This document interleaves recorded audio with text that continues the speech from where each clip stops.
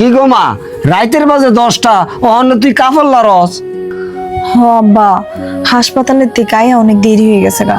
তারপর আবার গোসল করছি, গোসল করে কাপড় ধুইতে দিতে এত রাত হইছে। আর তুমি না বইলে এত রাত করে আয়া পড়ছো। কপালে আছে না, কি হইতে কিছু করার আছে? তোর মা একটা আছে না, সারা দিনই কান্দে, এই কান্দে দেখে আইছি।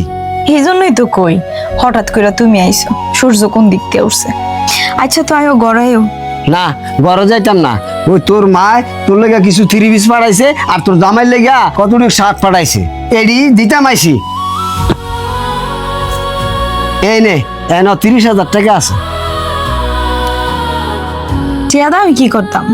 তোর জামাই যে হাত ভেঙে গেছে গা, এইটা চিকিৎসা করার লেগে দিছি। আমার তো বিশ্বাস হইতাছে না, তুমি আমার জামাইয়ের চিকিৎসার লেগা 30,000 টাকা দিতেছো। শোন মা, এলাকার মেয়েদের আমার একটা সম্মান আছে। তোরা যে নিজে নিজে বিয়া বলিসস, এতে আমার মান সম্মান নষ্ট হয়ে গেছে। মানুষের নানান ধরনের নানান কথা কয়। সব শেষে তুই আমার মাইয়া, আর তুই যারা বিয়া করছস মায়ের জামাই। আমি কোনোদিন চাইতাম না আমার মায়ের জামার ক্ষতি হোক। আমার মেয়ের জামার কিছু হইলে আমার মেয়ের কপাল ভরব। আব্বা, তুমি কি মন থেকে এই কথাগুলো কইতাছো? বিশ্বাস হইতাছে না আমার।